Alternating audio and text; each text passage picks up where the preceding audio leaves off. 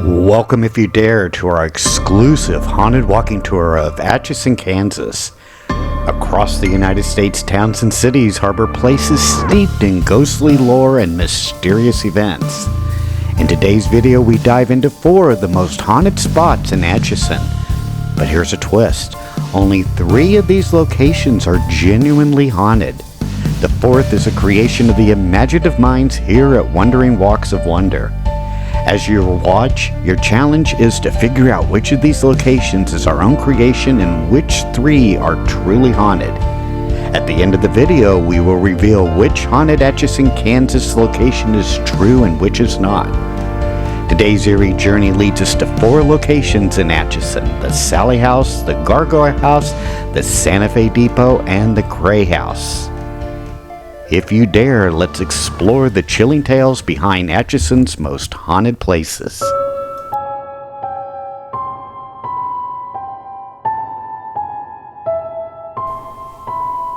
In the quiet town of Atchison, Kansas, there stands a modest house on the corner of 2nd and North Street.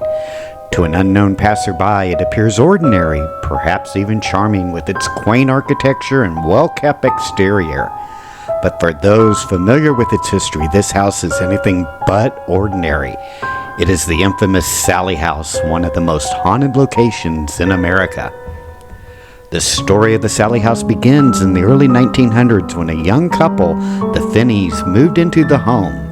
Dr. Charles Finney was a physician, and he set up his practice in the house, often treating patients in a small room on the first floor. Life was seemingly peaceful until one fateful day when a frantic mother arrived at the house carrying her young daughter, Sallie. The child was in severe pain, clutching her stomach in agony. Dr. Finney quickly diagnosed her with acute appendicitis and prepared for an emergency surgery to save her life. In those days, anesthesia was rudimentary at best, and as Dr. Finney began the operation, Sallie panicked, feeling the intense pain of the incision. Terrified and in shock, the little girl died on the operating table before Dr. Finney could finish the procedure. Her death was sudden and traumatic, and it is said that her spirit never left the house. Years passed, and the house changed owners many times. However, it wasn't until the early 1990s that the Sallie House gained national attention. Tony and Deborah Pickman moved into the house unaware of its dark history. Shortly after settling in, they began experiencing strange occurrences. At first, it was minor: lights flickering, cold spots in certain rooms, and their dog barking at empty spaces. But soon, the phenomena increased. Tony, in particular, seemed to be the focus of Sallie's anger. He would wake up with unexplained scratches and burns on his body as if an unseen force was attacking him. Objects would move on their own, and a strange, oppressive atmosphere would fill the house. The Pickmans tried to ignore the disturbances, but things only grew worse. One night, as Tony walked past the nursery, he saw a terrifying sight. The stuffed animals in the rooms had been arranged in a perfect circle, and the mobile above the bed was spinning wildly on its own. Panicked, the couple sought help from paranormal investigators who confirmed that the house was indeed haunted by a spirit, likely that of a young girl. As word spread, the Sallie House became a hotspot for ghost hunters and paranormal enthusiasts. Many who visited reported seeing the ghostly figure of a little girl, hearing disembodied voices, and feeling an overwhelming sense of dread. Some claimed that Sallie was not the only spirit in the house, and others believed that something far more malevolent was at play.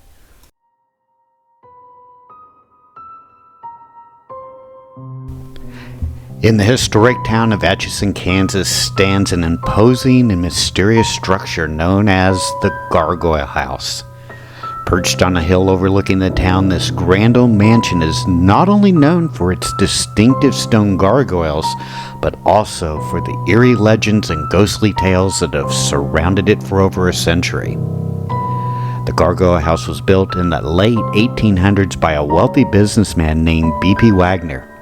A man of peculiar taste, Waggener was fascinated by European architecture, particularly the Gothic style. After an extended trip to France, he returned to Atchison with a vision to build a mansion that would be a testament to his wealth and unique sensibilities. The result was this sprawling, multi-story mansion complete with steep gables, arched windows, and, most notably, several stone gargoyles that adorned the roof and entrance. The gargoyles were said to be more than just mere decorations, though. According to local lore, Waggener believed the gargoyles had protective qualities, warding off evil spirits and misfortune. However, as construction of the mansion neared completion, strange occurrences began to plague the site.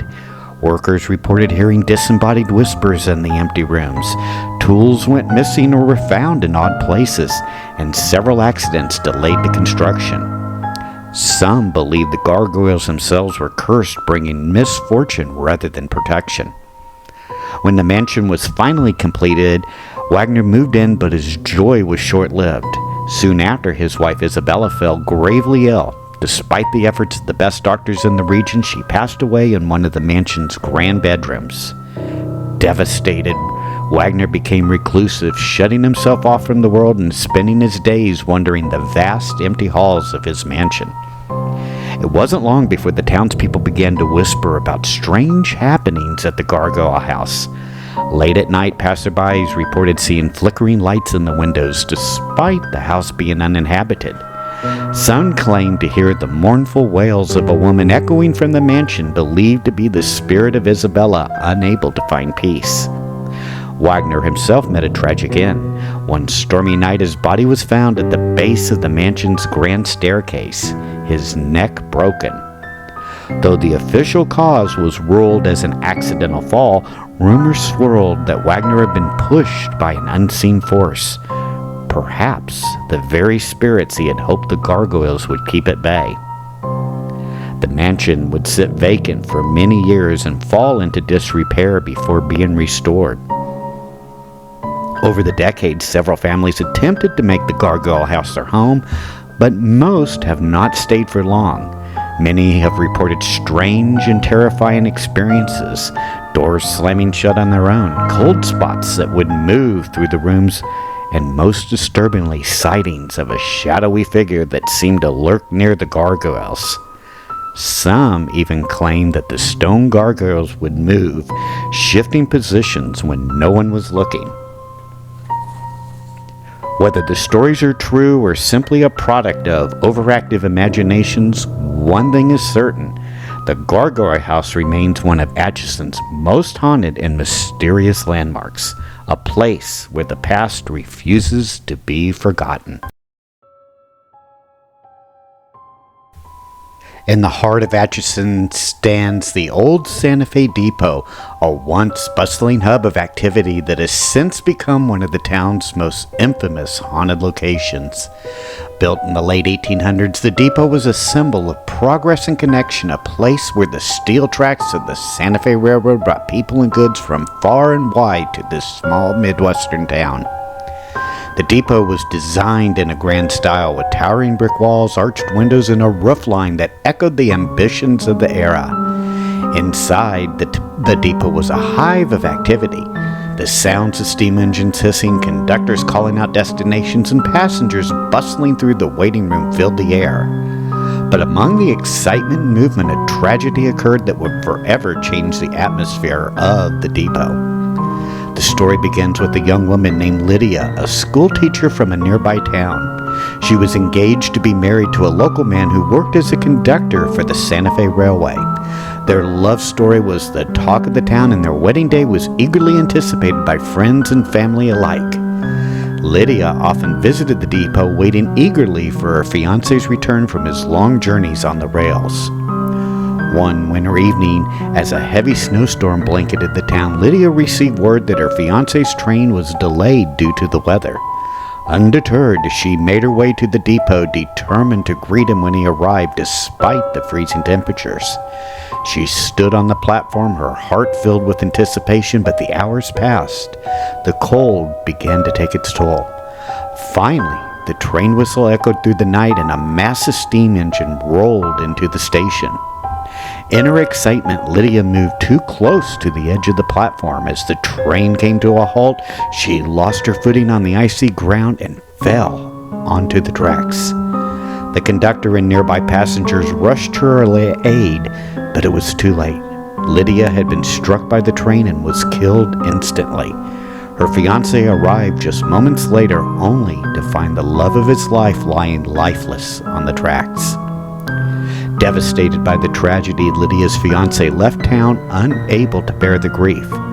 But Lydia's spirit, it seemed, never left the depot. Soon after her death, strange occurrences began to be reported by those who worked at and visited the depot. Station workers spoke of hearing the soft sobs of a woman late at night echoing through the empty waiting rooms.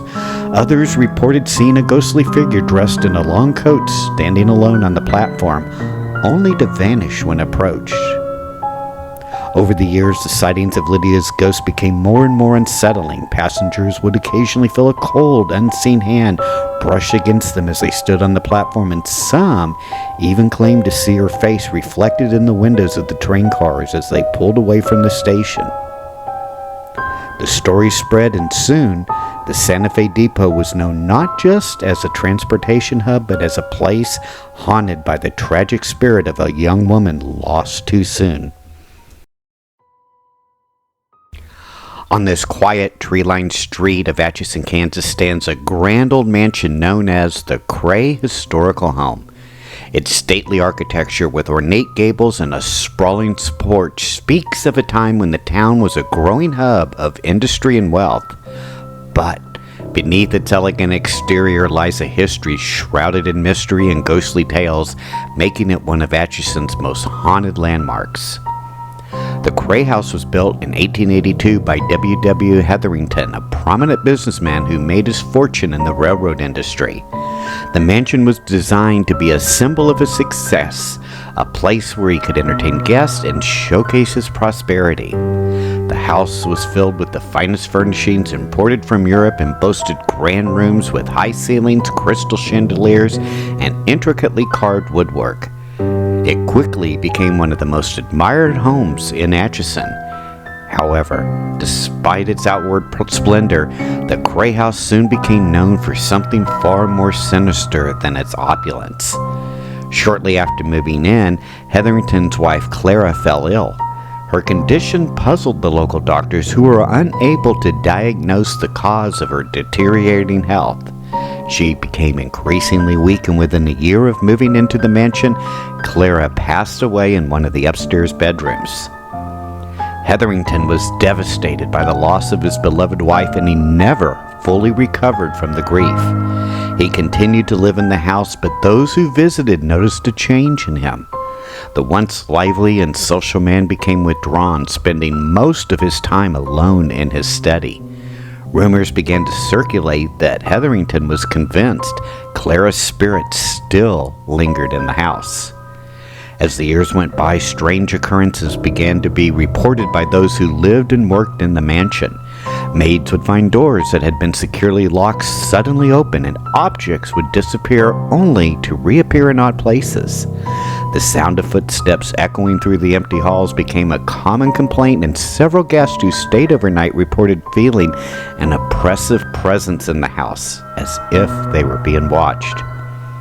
The most unsettling reports came from those who ventured into Clara's bedroom, which had been left untouched since her death.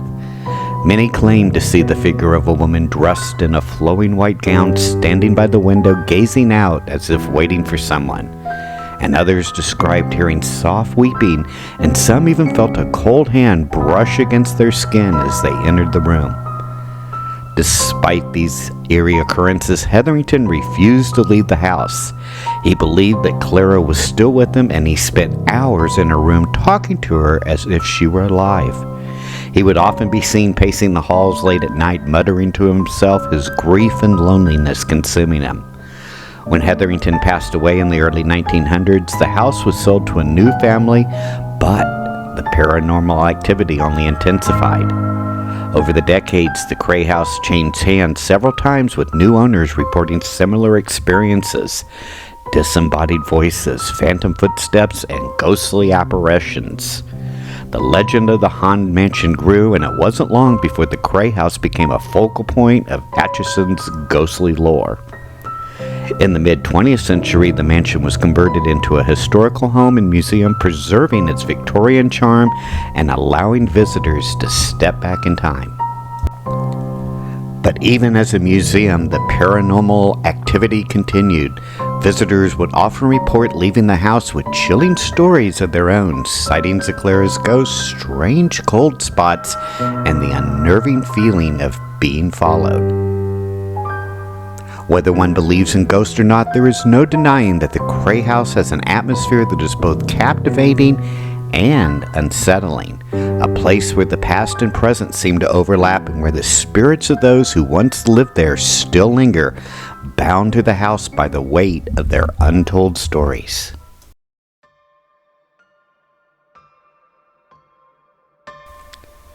Now that we have completed our haunted walking tour of Atchison, Kansas, can you guess which story in which location is one that is true, or which one is not true and made up by the creative minds of those at Wandering Walks of Wonder? Was it the Sallie House, the Gargoyle House, the Santa Fe Depot, or the Cray House?